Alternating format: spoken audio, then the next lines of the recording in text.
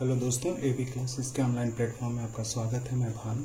हम लोग राजनीतिक विज्ञान के अंतर्गत लोक प्रशासन के जो टॉपिक्स से रिलेटेड क्वेश्चन जो आते हैं बच्चे वो कर रहे थे, क्योंकि जो पॉलिटिकल साइंस है बच्चे उसके अंदर भी लोक प्रशासन की एक यूनिट होती है और लोक प्रशासन से भी कुछ क्वेश्चंस पूछे जाते हैं। यानी पब्लिक एडमिनिस्ट्रेशन से भी कुछ क्वेश्चंस जो होते हैं वो एग्जाम में पूछे जाते हैं।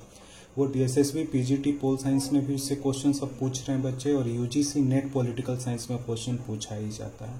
और जो हम लोग लोक प्रशासन के अंदर जिस सिद्धांत को हम लोग कर रहे हैं बच्चे, उसका लोक प्रशासन में भी उपयोगिता है। तो ऐसा नहीं कि पॉलिटिकल साइंस में जो लोक प्रशासन के सिद्धांत हैं और प्योर लोक प्रशासन विषय के अंदर जो लोक प्रशासन से रिलेटेड जो सिद्धांत होंगे वो अलग हो जाएंगे, ऐसा नहीं है। मतलब दोनों जगह पे एक ही तरह से वो क्या करते हैं, कार्य करते हैं।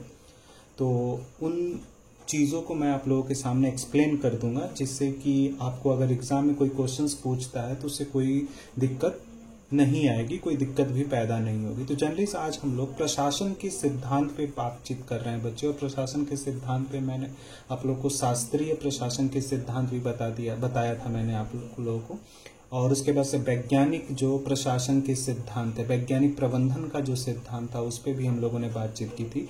आज जो हम प्रशासन के सिद्धांत के अंतर्गत और संगठन के सिद्धांत में जिस सिद्धांत को हम लोग करेंगे बच्चे, वो है नौकरशाही का सिद्धांत। ठीक है, जिसको हम लोग इंग्लिश में ब्यूरोक्रेटिक थ्योरीज भी बोलते हैं। तो जो ब्यूरोक्रेटिक थ्योरीज है या जो प्रशासकीय सिद्धांत, इसके बारे में बातचीत किया जाएगा। तो सबसे पहले बातचीत होता है नौकरशाही शब्द का। यानी नौकरशाही शब्द जो है वो प्रयोग में कब से आना शुरू हुआ।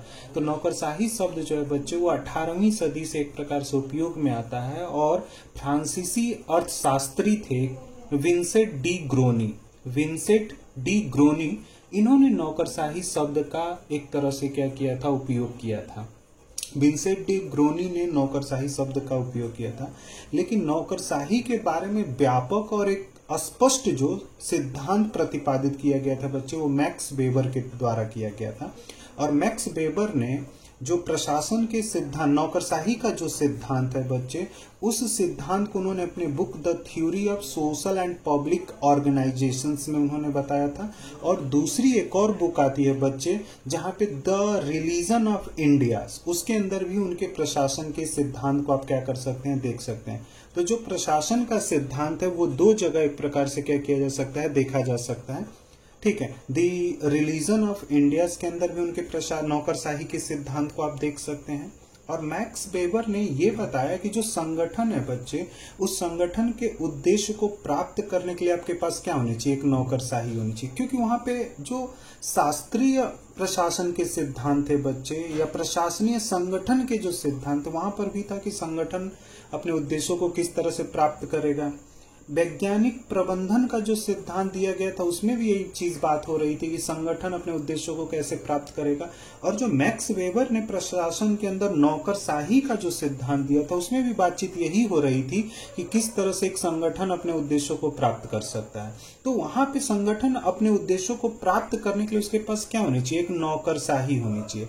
और नौकरशाही का जो उन्होंने अर्थ बताया था बच्चे मैक्स वेबर ने, उन्होंने नौकरशाही को अपने शब्दों में इस प्रकार से बताया है कि अधिकारियों के समूह को हम लोग क्या बोल सकते हैं, नौकरशाही बोल सकते हैं। यानी अधिकारियों के समूह को उन्होंने क्या बोला, एक प्रकार से नौकरशाही बोला है। दूसरी चीजें बच्चे, नौकरशाही के अंदर उन्होंने बताया कि नौकरशाही जो है बच्चे वो संगठन में, यानी संगठन के अंदर नौकरशाही में जो सर्वोच्च अधिकारी होता है वो क्या होगा, निर्वाचित होगा। जो संगठन के अंदर जो सर्वोच्च अधिकारी होगा वो एक प्रकार से क्या होगा, निर्वाचित होगा। तो जैसे हमारे यहाँ आप संगठन उठा लीजिए, चाहे वित्त मंत्रालय उठा लीजिए या मानव संसाधन मंत्रालय जो उठा लेते हैं, तो ये अपने आप में एक संगठन है। इसका जो सर्वोच्च अधिकारी होता है वो क्या होता है, नियुक्त निर्वाचित होता है। और बाकी के जो कर्मचारी होते हैं, बाकी के जो ऑफिसर्स होते हैं, बाकी के जो एम्प्लॉइज होते हैं, उनकी एक प्रकार से क्या होती है, अपॉइंटमेंट होती है। तो मैक्स वेबर का जो नौकरशाही का सिद्धांत है बच्चे, वो आज भी रिलायबल है। आज भी आपको अगर अपने उद्देश्यों को प्राप्त करना है तो आपको कहीं ना कहीं एक प्रकार की नौकरशाही की आवश्यकता पड़ेगी। बिना नौकरशाही के आप अपने उद्देश्यों को प्राप्त नहीं कर सकते हैं। तो सरकार जो है, सरकार को कहीं ना कहीं मदद जो प्राप्त होता है वो नौकरशाही के द्वारा प्राप्त होता है। और नौकरशाही जो है वो एक अधिकारियों का क्या है, समूह है, जहां पे लोग, नौकरशाही के अंदर आएगा कौन, मतलब नौकरशाही के अंदर रखेंगे हम किस लोगों को, तो जिनमें एक प्रकार की क्या है, योग्यता है, योग्यता के आधार पर ही नौकरशाही के लोग एक प्रकार से रखे जाते हैं। और इन्होंने नौकरशाही के सिद्धांत में जब प्रशासकीय ढांचा को बताया तो उन्होंने बोला कि जो प्रशासकीय ढांचा होता है वो एक पिरामिड की तरह से होता है। आप लोगों को पता है कि पिरामिड का इमेज आप लोगों ने देखा होगा, ठीक है। पिरामिड में क्या होता है, जो ऊपर सबसे होगा वो क्या करता है, आदेश को देता है। तो ऊपर जो बैठा हुआ व्यक्ति है बच्चे, प्रशासन में जो सबसे ऊपर बैठा हुआ है उसके पास कुछ न कुछ सत्ता है, और जिसके पास सत्ता होती है बच्चे उसके पास आदेश देने की क्या होती है, ताकत होती है, आदेश देने की उसके पास क्षमता होती है, और उसके आदेशों की क्या होती है, एक प्रकार से वैधता होती है। आपको उसके आदेशों को एक प्रकार से क्या मानना पड़ेगा। तो जो यहाँ पे प्रशासन है बच्चे, नौकरशाही के अंदर जो मैक्स वेबर ने जो प्रशासन को समझा रहे हैं, बता रहे हैं, वो एक प्रभुत्व के रूप में बता रहे हैं, एक सत्ता के रूप में कहीं ना कहीं बता रहे हैं। तो पिरामिड के तरह से होगा। नौकरशाही की प्रणाली में प्रत्येक पद के लिए क्या होगा, योग्यता होगी बच्चे। तो जो भी नौकरशाही का पार्ट होगा बच्चे, वो कहीं ना कहीं जिस भी पद पे आएगा तो उसके लिए उस पद को नियंत्रित करने के लिए तो योग्यता होनी चाहिए। और दूसरी चीजें बच्चे बात होती है पदोन्नति में, यानी जो प्रमोशन होगा बच्चे वहां पर भी योग्यता को एक प्रकार से क्या किया जाएगा, महत्व दिया जाएगा। आगे हम एक चीज पे बात करते हैं बच्चे, नौकरशाही यानी उनके सत्ता के बारे में, यानी वो प्रशासन को बच्चे एक सत्ता के रूप में देखते हैं, प्रशासन को एक प्रभुत्व के रूप में देखते हैं। प्रशासन को वो जब एक्सप्लेन करते हैं तो प्रभुत्व के रूप में एक्सप्लेन करते हैं, प्रभुत्व को ही बच्चे हम लोग सत्ता बोलते हैं। तो जो मैक्स वेबर है उन्होंने सत्ता की एक डिफिनीशंस दी थी। सत्ता का अर्थ आदेश देना एवं आज्ञा का पालन करने से है। तो जो सत्ता है बच्चे उसमें आदेश देने की एक तो क्षमता होती है, और उसके द्वारा जो भी आदेश आएगा वो कहीं ना कहीं आपके द्वारा उस आदेशों का एक प्रकार से क्या करना पड़ेगा, पालन करना पड़ेगा।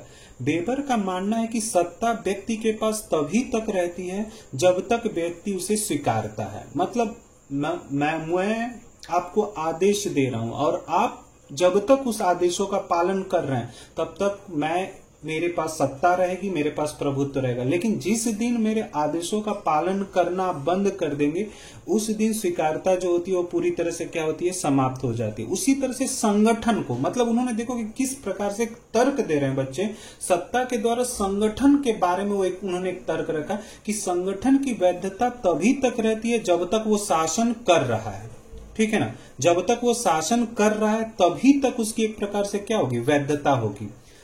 जब वो प्रशासन का भाग नहीं है तब उसकी वैधता नहीं होगी। इसी प्रकार प्रशासन का जो अर्थ है वो प्रभुत्व का, यानी प्रशासन के द्वारा जब तक आदेश दिया जा रहा है और प्रशासन के आदेश और आज्ञा का जब तक पालन हो रहा है तब तक प्रशासन का महत्व होगा, प्रशासन के पास सत्ता होगी। लेकिन जिस दिन उसके आदेश और उसके आज्ञा को अगर स्वीकारिता देना लोग बंद कर देंगे उस दिन प्रशासन का महत्व क्या हो जाता है, समाप्त हो जाता है बच्चे। तो वो एक सत्ता को भी क्या करते हैं, नौकरशाही जो है वो एक प्रकार से नौकरशाही को एक सत्ता के रूप में देखते हैं। नौकरशाही को एक सत्ता के रूप में वो आपके सामने प्रदर्शित करने की कोशिश करते हैं। वेबर ने बच्चे 3 प्रकार के सत्ता का वर्णन किया है। जो वेबर हैं वो 3 प्रकार के सत्ता का वर्णन करते हैं, यानी प्रभुत्व का जो सिद्धांत है, सत्ता का जो सिद्धांत है, उसमें उन्होंने 3 सिद्धांत दिया था। पारंपरिक प्रभुत्व या परंपरागत प्रभुत्व बोल लीजिए, करिश्माई प्रभुत्व होता है और वैधानिक प्रभुत्व होता है। तो वेबर में पेपर में क्या पूछा जाएगा कि वेबर ने सत्ता को कितने प्रकारों में विभाजित किया है, या सत्ता का वर्णन कितने प्रकारों में किया है। तो वहां पे बच्चे 3 प्रकार में वो सत्ता का वर्णन करते हैं, परंपरा या पारंपरिक प्रभुत्व, करिश्माई प्रभुत्व और वैज्ञानिक प्रभुत्व। तो ये 3 रूप में वो क्या कर रहे हैं, सत्ता को आपके सामने रख रहे हैं। ये आपको ध्यान में रखना है। अब एक एक को हम समझते हैं। जब एक एक को आप समझेंगे बच्चे तो वहां पे जब प्रभुत्व के सिद्धांत को आप देखेंगे तो वहां पे उन्होंने परंपरागत प्रभुत्व क्या होता है, परंपरागत प्रभुत्व क्या होता है या पारंपरिक प्रभुत्व क्या होता है। तो जिस सत्ता का आधार प्राचीन परंपरा एवं रीति होती है, यानी परंपरा और रीति के आधार पे अगर आपको प्रभुत्व प्राप्त हो रहा है, सत्ता प्राप्त हो रहा है, तो उसको हम लोग परंपरागत सत्ता बोलते हैं बच्चे। जैसे ब्रिटिश राजतंत्र, वो परंपरा और रीति का एक क्या है, सत्ता है, ठीक है। परंपरा और रीति के आधार पे वो सत्ता लोगों को प्राप्त होती है। कि ब्रिटिश राजतंत्र में क्या होगा कि जो उस राजतंत्र का हेड अभी है उसी का बेटा हो सकता है कि अगला हेड होगा, अगला क्या हो सकता है, राजा हो सकता है। तो ये परंपरागत सत्ता इसी को बोलते हैं, जहां पे परंपरा और रीति के आधार पे सत्ता क्या की जाती है, एक प्रकार से दी जाती है। दूसरा आता है बच्चे करिश्माई, ठीक है, करिश्माई सत्ता। और जर्नलिस्ट मैंने सत्ता को, तो करिश्माई सत्ता जो होती है वो परंपरा पर आधारित नहीं होकर चमत्कार व करिश्मा पर क्या होती है, आधारित होती है। जैसे उदाहरण के लिए किसी ऐसे व्यक्ति के पास सत्ता आई जिसमें कुछ विलक्षण प्रतिभा है। तो जैसे अगर किसी व्यक्ति में एक विलक्षण प्रतिभा है और उस विलक्षण प्रतिभा के वजह से उसके पास अगर सत्ता आ रही है तो उसको एक प्रकार से आप बोल सकते हैं करिश्माई सत्ता। जैसे हिटलर के पास सत्ता आया, मुसोलिन के पास एक प्रकार से सत्ता प्राप्त हुई, तो कहीं ना कहीं ये उनके अंदर एक विलक्षण प्रतिभा थी जिसके वजह से वो सत्ता उन्हें प्राप्त हुई थी। वैधानिक सत्ता का मतलब ये होता है बच्चे कानून एवं कर्तव्यों के अनुपालन से जो सत्ता प्राप्त हो रही है, यानी संविधान के नियमों के वजह से, संविधान के पालन के वजह से जो सत्ता प्राप्त हो रही है उसको आप वैधानिक सत्ता बोल सकते हैं बच्चे। और इन तीनों सत्ता में वो एक प्रकार से मैक्स वेबर जिस सत्ता को सबसे अधिक महत्वपूर्ण देते हैं, महत्वपूर्ण मानते हैं बच्चे, इन तीनों सत्ता में जो सबसे अधिक महत्वपूर्ण है उसको हम लोग वैधानिक सत्ता बोलते हैं। और आज के समय में जो सत्ता आप देख रहे हैं वो वैधानिक सत्ता है। वो सत्ता उन्हें संविधान के द्वारा प्राप्त हुआ है, तभी वो संविधान उन्हें शक्ति देती है आदेश देने का। प्रधानमंत्री के पास जो शक्तियां हैं वो संविधान के वजह से है, राष्ट्रपति के पास जो शक्तियां हैं वो संविधान है, और संविधान के वजह से वो कर्तव्यों का पालन कर रहे हैं, अपने दायित्वों का निर्वाह कर रहे हैं। इस वजह से वो आदेश दे सकते हैं, आज्ञा दे सकते हैं, और आपको उस आदेश और आज्ञा को क्या करना पड़ेगा, स्वीकार करना पड़ेगा। क्यों? क्योंकि संविधान आपके लिए बनाया गया, तो आप संविधान के प्रति आस्था रखते हैं। तो जब संविधान के प्रति आप आस्था रखेंगे तो उनके प्रति भी कहीं न कहीं आस्था रखनी पड़ेगी। और वेबर ने वैधानिक सत्ता को बच्चे विवेकशीलता का समूह बोला है, कि वैधानिक सत्ता में वो लोग आएंगे जो विवेकशील हैं बच्चे। और मैक्स वेबर ने नौकरशाही को एक आदर्श प्रकार बोला है। तो बच्चे ये सीधा पेपर में क्वेश्चन पूछा जाता है कि नौकरशाही का आदर्श प्रकार किसके द्वारा बताया गया है। तो वहां पे जनरली आपको ध्यान में रखना है, ऑप्शन में मैक्स वेबर को क्या करना है, टिक करना है पेपर में। तो वहां पे आपको मैक्स वेबर को टिक करना पड़ेगा बच्चे। आगे हम बढ़ते हैं, और नौकरशाही जो है बच्चे वो संगठन का एक भाग होता है। तो नौकरशाही बोला जाता है कि संगठन के अंदर जो नौकरशाही है, और उस नौकरशाही का जो सर्वोच्च अधिकारी होगा वो क्या होना चाहिए, निर्वाचित होना चाहिए। और अन्य जो कर्मचारी हैं बच्चे वो क्या होने चाहिए, नियुक्त होने चाहिए। तो जो जहां भी आज देखोगे बच्चे, जो भी संगठन है उस संगठन के अंदर जो नौकरशाही है, तो नौकरशाही का जो सर्वोच्च अधिकारी होता है वो एक प्रकार से क्या होता है, निर्वाचित होता है। प्रधानमंत्री कार्यपालिका के एक सदस्य हैं, वो निर्वाचित हैं। बाकी के उनको मदद देने वाले लोग, मंत्रियों को मदद करने वाले जो लोग होते हैं वो एक प्रकार से नियुक्त किए जाते हैं बच्चे। वेबर ने जो नौकरशाही का मॉडल दिया था बच्चे, उसमें उन्होंने कुछ तत्वों को बताया था, और उन तत्वों को बताते समय उन्होंने बताया कि ये नौकरशाही के मॉडल के कुछ तत्व हैं जिन तत्वों को आपको अपनाना चाहिए। व्यक्ति निरपेक्ष व्यवस्था, यानी व्यवस्था को ज्यादा महत्व यहाँ पे दिया जा रहा है। निरपेक्ष मतलब व्यवस्था के पास ज्यादा शक्तियां, संगठन के पास ज्यादा शक्तियां हैं कंपेयर टू व्यक्ति। दूसरा, वो रूल को महत्व दे रहे हैं बच्चे।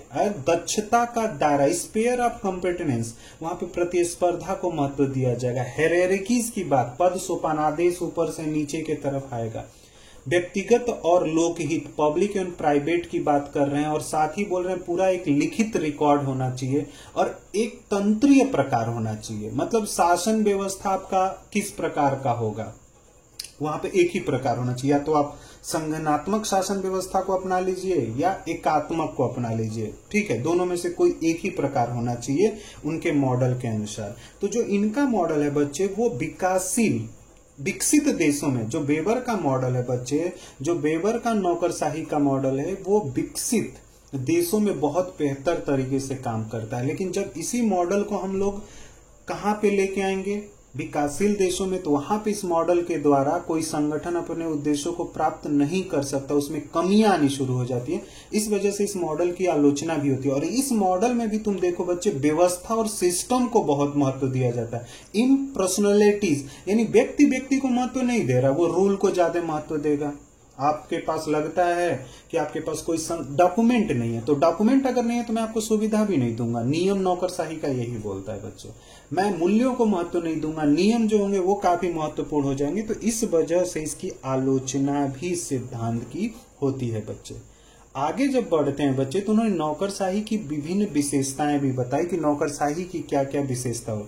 तो नौकरशाही में जब भी जर्नलिस्ट नियमानुकूल यानी जहां पे नियमों के अनुसार कार्य किया जाए, तो जो नौकरशाही है बच्चे, नौकरशाही में जो भी कार्य करते हैं ना, वो एक नियम की आवश्यकता होती है और उसी नियम के द्वारा क्या किया जाता है, वहां पे कार्य किया जाता है। दूसरा नौकरशाही की विशेषता बताया उन्होंने, पद सोपान। यह प्रणाली पद सोपान पर आधारित होती है, यानी कर्मचारियों के बीच उच्च और अधीनस्थ का एक संबंध होता है। पद सोपान में जो उच्च ऑफिसर होता है और जो अधीनस्थ होते हैं, उनके बीच में एक प्रकार का संबंध होता है। जो बॉस होता है वो आदेश देने वाला होता है और आप आदेश को लेने वाले होते हैं और उसके आदेश का आपको पालन करना होता है। दूसरा जो संगठन है बच्चे, यहाँ पे काफी पिरामिड की तरह से हो रहा है, तो उनका जो संगठन है वो काफी पिरामिड पर क्या है, एक प्रकार से बेस्ड है। तो ये चीजें जर्नलिस्ट आप देख सकते हैं। और दूसरी चीजें बच्चे, इन्होंने थर्ड विशेषता बोला कि पदों के लिए योग्यता, यानी ये पद के लिए किसकी बात कर रहे हैं, योग्यता की बात कर रहे हैं। यानी पदों के लिए हम किसको महत्व देंगे, योग्यता को। यानी नौकरशाही ब्यूरोक्रेटिक सिस्टम में, ब्यूरोक्रेसी सिस्टम में योग्यता इंपॉर्टेंट होगी बच्चे। आपको पद प्राप्त होगा योग्यता के आधार पे, जो पदोन्नति होती है वो योग्यता के आधार पे होती है। लेकिन जैसे आज के व्यवहारिक प्रणाली में आएंगे तो योग्यता को भी आधार रखा जाता है और अनुभव को भी आधार रखा जाता है प्रमोशन देते समय। लेकिन जब आपको एक पद प्राप्त होगा तो वो पद प्राप्त होगा किसके आधार पे, योग्यता के आधार पे। अब आपको टीचर बनना है, तो टीचर बनना है तो उसके लिए आप में एक योग्यता होनी चाहिए, जो आपकी एजुकेशनल क्वालिफिकेशंस होती है। दूसरा, आपके लिए प्रतिस्पर्धा कराया जाएगा, उस प्रतिस्पर्धा में आप क्या होंगे, जीतेंगे। उस प्रतिस्पर्धा के अंदर आप विनर होते हैं, उस प्रतिस्पर्धा में आपका रिजल्ट आता है, तब कहीं जाकर वो पद प्राप्त होगा बच्चे। ये नौकरशाही बोलती है। नेक्स्ट आता है बच्चे, अधिकारियों में अहम जैसी चीजें आ जाती हैं। जैसे अधिकारियों में अहम होता है, क्योंकि जो सिविल सर्वेंट होता है बच्चे, वो अपने आप को योग्य समझने लगता है। तो जैसे ही वो, क्यों, क्योंकि वो बाकियों से बहुत अलग है, उस भीड़ से वो निकल कर नौकरशाही व्यवस्था का एक क्या बन रहा है, पद को हासिल कर रहा है। और वो हासिल करने के लिए उसमें जो योग्यता है वो बाकियों में वो योग्यता नहीं है। इस वजह से योग्यता उसके अंदर ज्यादा है, तो वो अपनी योग्यता को एक अहम के रूप में लेने लगता है। तो नौकरशाही में यही कमी आ जाती है कि जो सिविल सर्वेंट होता है, वो सिविल सर्वेंट जैसे ही सिविल पदों पे वो आता है, उसमें एक अहम जैसी चीजें पैदा होने लगती है। वो अपने आप को मालिक समझने लगता है और जनता को क्या कर जाता है, नौकर समझने लगता है। तो ये एक भावना उसके अंदर पैदा होती है। क्यों, क्योंकि मैं एग्जाम निकाल के आ रहा हूं, तो ये चीजें जनरली उसमें पैदा होगी। दूसरी चीजें होता है कि पृथक वर्ग बच्चे, यहाँ पे जब नौकरशाही में आओगे तो एक पृथक वर्ग की बात होती है। मतलब जो सिविल सर्वेंट होते हैं, जो सिविल सेवक होते हैं बच्चे, जो सिविल सेवा देने वाले सदस्य होते हैं, वो अपने आप को सरकार से बहुत पृथक रखते हैं। और सिविल सेवा उनके लिए एक प्रकार से क्या होता है, व्यवसाय होता है। दूसरा, सरकार के द्वारा या संविधान के द्वारा उन्हें एक प्रकार से क्या होता है, विशेषाधिकार प्राप्त होता है। तो उन्हें राजनीतिक दल से तटस्थ होकर काम करना होता है। उन्हें संविधान के नियमों को ध्यान में रखते हुए जनता के कल्याण, यानी सामाजिक और जो आर्थिक और राजनीतिक जो परिवर्तन है, उन्हें अगर सामाजिक और आर्थिक परिवर्तन लाना है तो उसके लिए उन्हें क्या करना पड़ेगा, संविधान के भी नियमों को ध्यान में रखना है। सिविल सेवा जो कोड बना हुआ है, सिविल सर्विसेज जो कोड ऑफ होता है, आचार संहिता जो होती है, उसे भी एक प्रकार से उन्हें क्या करना पड़ेगा, महत्व देना पड़ेगा। तो ये अपने आप को एक तरह से पृथक रखते हैं सिविल सर्वेंट जो है वो सरकार से। नेक्स्ट आता है बच्चे, यहाँ पे तुम्हें दिखेगा लाल फीताशाही। लाल फीताशाही क्यों बोलते हैं नौकरशाही के? इसलिए लाल फीताशाही बोला जाता है बच्चे, क्योंकि यहाँ पे जनरली लाल फीताशाही इसलिए बोला जाता है कि नौकरशाही में हर एक काम नियम के अनुसार होता है। हर एक कार्य को करने के लिए नियम को महत्व दिया जाता है। तो नियमों के वजह से अगर कोई कार्य होता है तो वहां पे लाल फीताशाही मतलब नियम होगा। मतलब तुम्हें कोई चीज प्राप्त करना है तो पूरा डॉक्यूमेंटेशन सबमिट करना पड़ेगा, तब वो चीजें प्राप्त होती है। जो सिविल सेवक होते हैं बच्चे, उनके लिए कठोर अनुशासन एवं नियंत्रण होता है। तो जैसे नौकरशाही जो होती है उसको नियंत्रित करने के लिए, जैसे हमारे यहाँ क्या है, विधायिका है, कार्यपालिका है, न्यायपालिका है। तो मान लो कि कार्यपालिका के लोग ही नौकरशाही के भाग हैं। कार्यपालिका को इतनी अधिक शक्तियां नहीं है कि वो विधायिका के क्षेत्र में हस्तक्षेप कर दे। न्यायपालिका क्योंकि एक आचरण और नियम बना हुआ, एक अनुशासन रखा गया कि कोई किसी के भी क्षेत्र में हस्तक्षेप नहीं कर सकता। तो एक प्रॉपर कठोर अनुशासन होता है बच्चे, कि अगर कोई सिविल सर्वेंट मिसबिहेवियर करता है या उसके अंदर कार्य करने की क्षमता नहीं है तो उस व्यक्ति को उसके पद से क्या किया जा सकता है, हटाया जा सकता है। वो अगर संविधान के नियमों के विपरीत जाके या संसदीय नियमों के विपरीत जाके कार्य कर रहा है तो भी उसको उसके पद से कुछ समय के लिए हम क्या कर सकते हैं, सस्पेंड कर सकते हैं। तो एक प्रॉपर उनके लिए कठोर अनुशासन होता है बच्चे। कुछ पद देखोगे कि उस पर एकदम समय सीमा निश्चित होती है, जैसे कैग है तो कैग का जो ऑफिसर होता है, कैग ऑफिसर जो होता है उसके लिए एकदम निश्चित है कि भाई इतने समय का आपका इस पद पे कार्यकाल होगा, इतने समय पे आप रिटायर्ड होंगे।